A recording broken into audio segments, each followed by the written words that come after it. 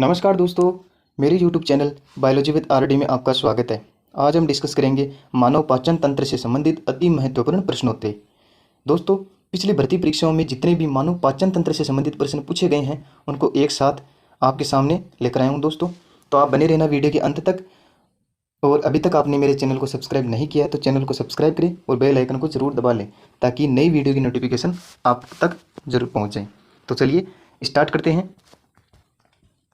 पहला प्रश्न, मानव शरीर में पाचन का अधिकांश भाग कहाँ संपन्न होता है? बड़ी आंत, आमाशय, छोटी आंत या मुंह? तो इसका राइट आंसर हो जाएगा दोस्तों छोटी आंत, क्योंकि बड़ी आंत में पाचन से संबंधित कोई महत्वपूर्ण प्रक्रिया नहीं होती है। आमाशय में पाचन होता है, लेकिन पाचन का अधिकांश भाग छोटी आंत में देखने को मिलता है दोस्तों, छोटी आंत में होता है। तो देखते हैं नेक्स्ट प्रश्न है, निम्नलिखित में से कौन से दांत बच्चों में नहीं होते हैं? कृतनक, चवर्णक, रदनक या अग्रचवर्णक? तो इसका राइट आंसर हो जाएगा दोस्तों अग्रचवर्णक। इसका राइट आंसर है अग्रचवर्णक। और बच्चों में दंत सूत्र की बात करें, पूछ लिया जाए तो इसका सूत्र होता है 2102/2102। वेरी इंपॉर्टेंट है दोस्तों, ध्यान रखना। देखते हैं नेक्स्ट प्रश्न, पित्तरस का स्रावण कहाँ होता है? आमाशय, अग्नाशय, यकृत या लार ग्रंथियां? तो इसका राइट आंसर हो जाएगा दोस्तों यकृत से। यकृत से पित्तरस का स्रावण होता है और पित्तरस का संग्रहण पित्ताशय में होता है और पित्ताशय में संकुचन होता है कोलिसिस्टोकाइनिन एक हार्मोन की वजह से होता है। वेरी इंपॉर्टेंट है दोस्तों, आगे अध्ययन करेंगे। देखना नेक्स्ट प्रश्न है, निम्नलिखित में से कौन सी ग्रंथि मिश्रित ग्रंथि है? यकृत, आमाशय, अग्नाशय, पित्ताशय? तो इसका राइट आंसर हो जाएगा दोस्तों अग्नाशय। अग्नाशय एक मिश्रित ग्रंथि है जो कि अंतःस्रावी और बहिस्रावी दोनों रूप में, मिश्रित रूप में कार्य करती है अग्नाशय ग्रंथि। देखते हैं दोस्तों नेक्स्ट प्रश्न है, मानव शरीर का कौन सा अंग पुनरुद्ध भवन को प्रदर्शित करता है?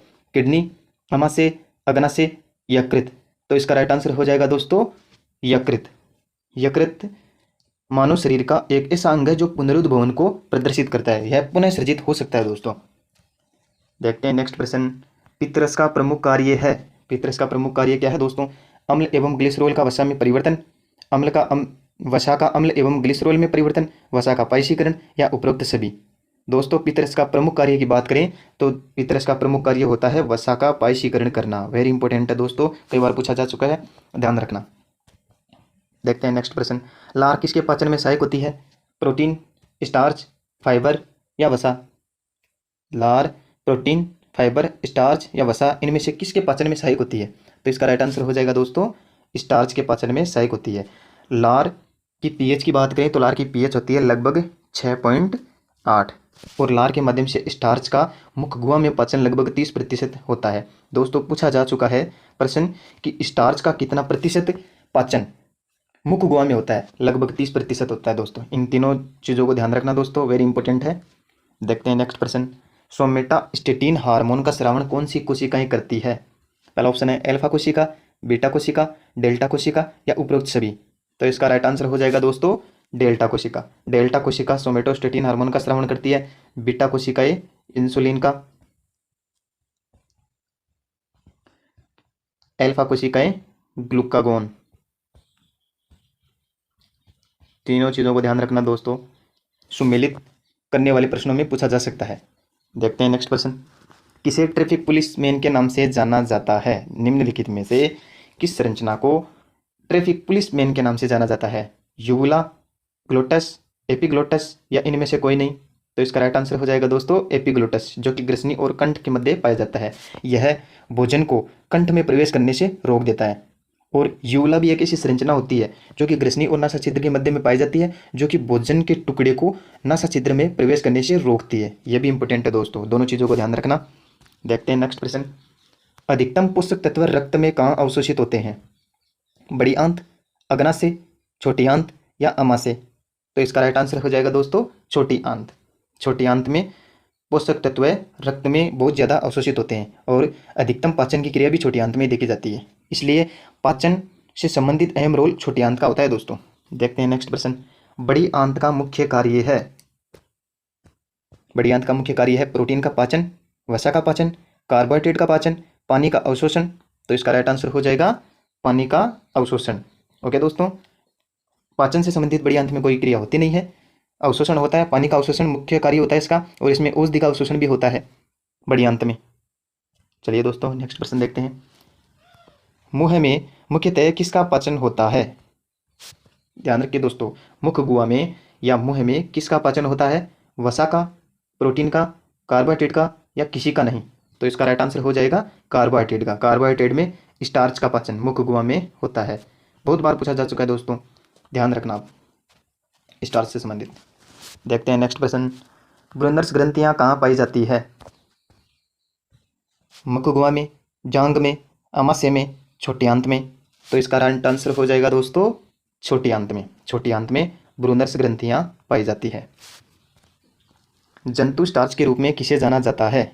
निम्नलिखित में से जंतु स्टार्च के रूप में किसको जाना जाता है? Sucrose, lactose, glucose, glycogen? तो इसका राइट आंसर हो जाएगा ग्लाइकोजन। ओके दोस्तों, देखते हैं नेक्स्ट प्रश्न। लैंगरहैंस की दीपिका कहाँ पाई जाती है? यकृत में, बड़ी आंत में, किडनी में, अग्नाशय में? तो इसका राइट आंसर हो जाएगा दोस्तों अग्नाशय में। लैंगरहैंस की दीपिका में मुख्य रूप से 3 कोशिकाएं पाई जाती है, अल्फा कोशिका, बीटा कोशिका और डेल्टा कोशिका। पीछे हम डिस्कस कर चुके हैं दोस्तों इनके द्वारा स्रावित होने वाले हार्मोनों के बारे में। तो देखते हैं नेक्स्ट प्रश्न। आमाशय में दूध में उपस्थित प्रोटीन पेप्टोन में कौन सा एंजाइम तोड़ता है? जठर लाइपेज, पेप्सिन, हाइड्रोक्लोरिक अम्ल, रेनिन? तो इसका राइट आंसर हो जाएगा दोस्तों रेनिन। यह बच्चों में रेनिन एंजाइम होता है जो कि दूध में उपस्थित प्रोटीन को पेप्टोन में तोड़ देता है। ओके दोस्तों, देखते हैं नेक्स्ट प्रश्न। मनुष्य में पित्त के संदर्भ में कौन सही नहीं है? निम्नलिखित में से पित्त के संदर्भ में एक गलत कथन का चुनाव करना है दोस्तों। यह वसा का पायशीकरण नहीं करता है। यह 1 नंबर का ऑप्शन ही गलत हो गया दोस्तों, क्योंकि यह पित्त वसा का पायशीकरण करता है, जबकि इसमें वसा का पायशीकरण नहीं करता है दे रखा है, तो ये गलत हो गया। हमारा आंसर यही हो गया, जबकि बाकी सारे कथन सही हैं। पित्त में कोई भी एंजाइम नहीं होता है, बिल्कुल सही बात है। और पित्त में 600 ml से 1 लीटर तक बनता है प्रतिदिन। और पित्त की पीएच होती है 7.7 से 8.4 होती है। देखते हैं दोस्तों नेक्स्ट प्रश्न। निम्नलिखित में से कौन सा एक यकृत का कार्य नहीं है? देखते हैं। फाइब्रिनोजन और हिफेरिन का निर्माण करता है, बिल्कुल सही कथन है दोस्तों। वयस्कों में आरबीसी का निर्माण नहीं करता है दोस्तों, यह भ्रूणीय अवस्था में आरबीसी का निर्माण करता है। अतिरिक्त ग्लूकोज से ग्लाइकोजन का निर्माण करता है और उसे संग्रहित करता है, बिल्कुल सही बात है दोस्तों। विषैले अमोनिया को यूरिया में बदलता है, यह भी सही कथन है दोस्तों। तो इसका राइट आंसर हो जाएगा बी। देखते हैं नेक्स्ट क्वेश्चन। मनुष्यों में अंतिम पाचन कहाँ पर होता है? दोस्तों यहाँ पर ध्यान रखना, कई बार गलती हो जाती है कि सबसे अंत में बड़ी आंत होती है, तो इसका कार्य हो जाएगा बड़ी आंत। अंतिम पाचन बड़ी आंत में होता है, लेकिन इसका राइट आंसर है छोटी आंत, क्योंकि बड़ी आंत में मुख्य रूप से कोई पाचन की क्रिया होती ही नहीं है। मुख्य रूप से इसमें जल अवशोषण, औषधियों का अवशोषण इत्यादि होता है। तो अंतिम पाचन की क्रिया की बात करें तो छोटी आंत में होता है। देखते हैं नेक्स्ट प्रश्न। अगर रवि के पास दूध के दांत है तो इसकी अधिकतम संख्या कितनी होती है? कितनी होती है दोस्तों? 15 है, 20, 28 या 32? तो इसका राइट आंसर हो जाएगा 20। देखते हैं नेक्स्ट प्रश्न। जठर रस में उपस्थित नेज कारक, जठर रस में उपस्थित नेज कारक किस विटामिन के अवशोषण के लिए आवश्यक माना जाता है? विटामिन B12 है, विटामिन B, विटामिन सॉरी दोस्तों, ए ऑप्शन है विटामिन के, विटामिन C, विटामिन B12 है, विटामिन B9? तो इसका राइट आंसर हो जाएगा विटामिन B12 है। दोस्तों विटामिन से संबंधित आपके प्रश्नों की श्रृंखला देखनी है तो मेरे यूट्यूब चैनल पर विजिट करें, और वहाँ पर विटामिन से संबंधित आज तक जितने भी भर्ती परीक्षाओं में पूछे गए हैं प्रश्न हैं वो एक साथ आपको देखने को मिलेंगे। ठीक है दोस्तों, देखते हैं नेक्स्ट प्रश्न। दूध के दांत में अनुपस्थित होते हैं, पहले डिस्कस कर चुके हैं दोस्तों, वेरी इंपॉर्टेंट है, कई बार पूछा जा चुका है प्रश्न। तो देखते हैं, दूध के दांत में अनुपस्थित होते हैं रदनक, अग्रचवर्णक, कृतनक या चवर्णक? इनमें से कौन सा है दूध के दांतों में अनुपस्थित होता है? इसका राइट आंसर हो जाएगा दोस्तों अग्रचवर्णक। और दूध के दांत बोले तो बच्चों में दंत सूत्र की बात हम कर चुके पहले, 2102/2102, वेरी इंपॉर्टेंट है दोस्तों, ध्यान रखना। देखते हैं नेक्स्ट क्वेश्चन। पित्त रस कहाँ से स्रावित होता है? अग्नाशय, आमाशय, यकृत या छोटी आंत? तो इसका राइट आंसर हो जाएगा दोस्तों यकृत से। देखते हैं नेक्स्ट प्रश्न। निम्नलिखित में से कौन सा एंजाइम प्रोटीन पाचक नहीं है? निम्नलिखित में से कौन सा प्रोटीन पाचक एंजाइम नहीं है? Trypsin, pepsin, lipase, erepsin. तो इसका राइट आंसर हो जाएगा दोस्तों लाइपेज, जो कि एक वसा पाचक एंजाइम है। बाकी तीनों ट्रिप्सिन, पेप्सिन और इरेप्सिन ये तीनों प्रोटीन पाचक एंजाइम है। देखते हैं नेक्स्ट प्रश्न। मनुष्य में उन दांतों की संख्या कितनी है जो पूरे जीवन काल में एक ही बार निकलते हैं? तो दोस्तों उन दांतों की संख्या हो जाएगी 12 है, जो कि पूरे जीवन काल में केवल एक बार ही निकलते हैं। देखते हैं नेक्स्ट प्रश्न। खालिस्तान रेखा में प्रोटीन और वसा का पाचन नहीं होता है। निम्नलिखित में से कौन सी भाग में प्रोटीन और वसा का पाचन नहीं होता है? अमाशय, मुख गुहा, ड्यूडेनम, इनमें से सभी। तो इसका राइट आंसर हो जाएगा दोस्तों मुख गुहा, क्योंकि मुख गुहा में कार्बोहाइड्रेट का पाचन होता है, जबकि प्रोटीन और वसा का पाचन नहीं होता है। तो इसका राइट आंसर है मुख गुहा। मुख गुहा में आपको बता चुका हूँ स्टार्च का पाचन होता है। देखते हैं नेक्स्ट प्रश्न। बड़ी आंत का कौन सा भाग छोटी आंत के इलियम से जुड़ा रहता है? बड़ी आंत का कौन सा भाग छोटी आंत के इलियम से जुड़ा रहता है? तो इसका राइट आंसर हो जाएगा दोस्तों ऑप्शन है असेंडिंग कोलोन, कोलोन, रेक्टम या सिक्कम। तो बड़ी आंत के 3 भाग हो गए, सिक्कम, रेक्टम और कोलोन। और बड़ी आंत का सिक्कम भाग छोटी आंत के इलियम से जुड़ा रहता है दोस्तों। तो इसका राइट आंसर हो जाएगा डी, सिक्कम भाग छोटी आंत के इलियम से जुड़ा रहता है। देखते हैं नेक्स्ट प्रश्न। मानव शरीर में पाचन की प्रक्रिया समाप्त हो जाती है छोटी आंत के इलियम में, बड़ी आंत के रेक्टम में, छोटी आंत में या बड़ी आंत में? तो इसका राइट आंसर हो जाएगा दोस्तों छोटी आंत। देखते हैं नेक्स्ट प्रश्न। हमारे दांत का इनेमल और डेंटाइन मुख्य रूप से किससे बना होता है? सोडियम और पोटेशियम, कैल्शियम और मैग्नीशियम, कैल्शियम और कार्बन, कैल्शियम और फॉस्फोरस। तो राइट आंसर हो जाएगा दोस्तों कैल्शियम और फॉस्फोरस। देखते हैं नेक्स्ट प्रश्न। मुख गुहा में लार की पीएच लगभग कितनी होती है? वेरी इंपॉर्टेंट है दोस्तों, बहुत बार पूछा जा चुका है पीएच के संबंध में। मुख गुहा में लार की पीएच के संबंध में पूछा जा चुका है, तो आप ध्यान रखना। तो इसका राइट आंसर हो जाएगा 6.8। ओके दोस्तों, देखते हैं नेक्स्ट प्रश्न।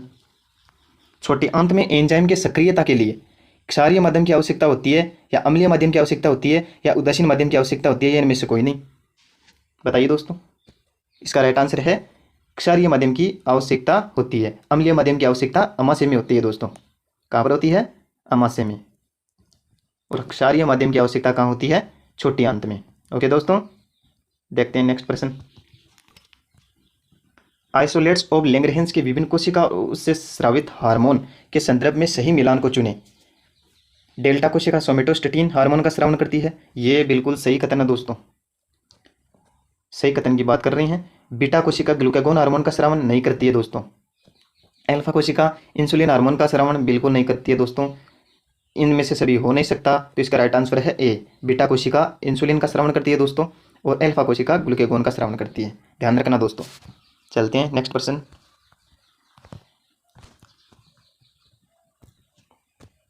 अवशेषी अंग अपेंडिक्स जिसकी रचना है एक उंगली जैसी होती है, जी किसका भाग होती है? बड़ी आंत के रेक्टम का, छोटी आंत के इलियम का, बड़ी आंत के सिक्कम का, बड़ी आंत के कोलोन का? तो इसका राइट आंसर हो जाएगा दोस्तों बड़ी आंत के सिक्कम का। ओके दोस्तों, यदि वीडियो आपको अच्छा लगा तो इसे अपने दोस्तों के साथ शेयर करें। तो चलिए दोस्तों देखते हैं नेक्स्ट प्रश्न। निम्नलिखित में से कौन सा एक बड़ी आंत का कार्य नहीं है? म्यूकस का स्राव, भोजन का पाचन, जल का अवशोषण, खनिज और औषधि का अवशोषण? तो इसका राइट आंसर हो जाएगा दोस्तों भोजन का पाचन। भोजन का पाचन बड़ी आंत में नहीं होता है, मतलब पाचन से संबंधित बड़ी आंत में कोई प्रक्रिया नहीं होती है। तो इसका राइट आंसर हो जाएगा भोजन का पाचन। म्यूकस का स्राव बड़ी आंत में होता है। जल का अवशोषण वेरी इंपॉर्टेंट प्रमुख कार्य माना जाता है ये, जल का अवशोषण बड़ी आंत में, और खनिज और औषधि का अवशोषण भी बड़ी आंत में होता है, जबकि इसका भोजन का पाचन बड़ी आंत में नहीं होता है। देखते हैं नेक्स्ट प्रश्न। लार में कौन सा एंजाइम कार्बोहाइड्रेट को माल्टोज में तोड़ता है? लार में उपस्थित एंजाइम जो कार्बोहाइड्रेट यानी कि स्टार्च को माल्टोज में तोड़ता है, कौन सा एंजाइम? पहला ऑप्शन है ट्रिप्सिन, लाइसोजाइम, टाइलिन या पित्त? तो इसका राइट आंसर हो जाएगा दोस्तों टाइलिन। टाइलिन को एमाइलेज भी कहते हैं। टाइलिन एंजाइम स्टार्च को माल्टोज में परिवर्तित करता है। ओके दोस्तों, देखते हैं नेक्स्ट प्रश्न। छोटी आंत का सबसे लंबा भाग कौन सा होता है? सिक्कम, ड्यूडेनम, इलियम या जेजुनम? तो छोटी आंत का सबसे लंबा भाग होता है इलियम, और सबसे छोटा भाग होता है ड्यूडेनम। और जेजुनम इनके मध्य का भाग होता है दोस्तों। यानी कि छोटी आंत के प्रमुख 3 भाग हो गए ये रहे। ओके दोस्तों, देखते हैं नेक्स्ट प्रश्न। जठर रस किसका मिश्रण होता है? जठर रस किसका मिश्रण होता है? HCl का, म्यूकस का, पेप्सिनोजन का, प्रोरेनिन का। तो इसका आंसर हो जाएगा दोस्तों, इन चारों का मिश्रण ही जठर रस होता है दोस्तों। तो राइट आंसर हो जाएगा डी, ABCD, यानी कि इन चारों का मिश्रण ही जठर रस है। ओके दोस्तों, देखते हैं नेक्स्ट प्रश्न। छोटी आंत में उपस्थित विलाई का मुख्य कार्य क्या है? दोस्तों, छोटी आंत में मुख्य रूप से एक क्षेत्र पाया जाता है, यानी कि रसांकुर मान लो या विलाई कहते हैं जिन्हें, जिनका मुख्य कार्य होता है वसा को पचाना, अवशोषण सतह को बढ़ाना, अवशोषण सतह को कम करना या प्रोटीन को पचाना। तो इसका राइट आंसर हो जाएगा दोस्तों, अवशोषण सतह को बढ़ाता है। अवशोषण सतह को बढ़ाने का कार्य छोटे आंत में उपस्थित विलाई करते हैं। वेरी इंपॉर्टेंट है दोस्तों, ध्यान रखना। निम्नलिखित में से कौन मानव शरीर यकृत के संदर्भ में सही नहीं है? हमें गलत कथन का चुनाव करना है दोस्तों। यकृत के संबंध में, यकृत के संबंध में गलत कथन का चुनाव करना है। इनका वजन 0.5 से 1.5 kg तक होता है। यह सबसे बड़ी ग्रंथि है। यह पित्तरस को स्रावित करती है। यह ट्रिप्सिन नामक एंजाइम को स्रावित करती है। नहीं दोस्तों, यह ट्रिप्सिन नामक एंजाइम का स्रावण नहीं करता है। यही इसका आंसर हो जाएगा। जबकि इसका वजन 0.5 से 1.5 kg होता है। यह मानव शरीर की सबसे बड़ी ग्रंथि है। यह पित्तरस को स्रावित करती है। वेरी इंपॉर्टेंट है दोस्तों, इन तीनों कथनों को याद रखना आपको। यह मानव शरीर की सबसे बड़ी ग्रंथि यकृत होती है। इस कथन से संबंधित RPSC सेकंड ग्रेड में प्रश्न पूछा जा चुका है। ठीक है दोस्तों, देखते हैं नेक्स्ट प्रश्न। निम्नलिखित में किसमें बिलीरुबिन और बिलीवर्डिन नामक वर्णक पाए जाते हैं? बिलीरुबिन और बिलीवर्डिन नामक वर्णक किस में पाए जाते हैं? तो दोस्तों, अग्नाशय रस में, आंत रस में, जठर रस में या पित्त रस में? तो इसका राइट आंसर हो जाएगा पित्त रस में। ओके दोस्तों, पित्त रस का स्रावण कौन करता है? यकृत करता है। ठीक है दोस्तों, देखते हैं नेक्स्ट प्रश्न। भोजन को वापस बड़ी आंत से छोटी आंत में जाने से रोकता है। बड़ी आंत से छोटी आंत में भोजन को जाने से कौन रोकता है दोस्तों? इलियोसिकल वॉल्व, पाइलोरिक वॉल्व, अधोगामी कोलोन या ऊपरीगामी कोलोन? तो इसका राइट आंसर हो जाएगा इलियोसिकल वॉल्व, जो कि बड़ी आंत और छोटी आंत के मध्य पाया जाता है। बड़ी आंत से छोटी आंत में भोजन को वापस जाने से रोकता है। और पाइलोरिक वाल्व ग्रास नली और अमाशय के मध्य पाया जाता है। ग्रास नली एवं अमाशय के मध्य। ओके दोस्तों, दोनों को ध्यान रखना है। देखते हैं नेक्स्ट प्रश्न। अमाशय में अंशतः पचित भोजन जो छोटी आंत में प्रवेश करता है उसे क्या कहा जाता है? वेरी इंपॉर्टेंट प्रश्न है दोस्तों। अमाशय में अंशतः पचित भोजन जो छोटी आंत में प्रवेश करता है उसे कायम कहते हैं दोस्तों। और जो मुख गुहा से अमाशय में प्रवेश करता है उसे बोलस कहते हैं। और जो छोटी आंत से बड़ी आंत में प्रवेश करता है उसे कायल कहते हैं। मुख गुहा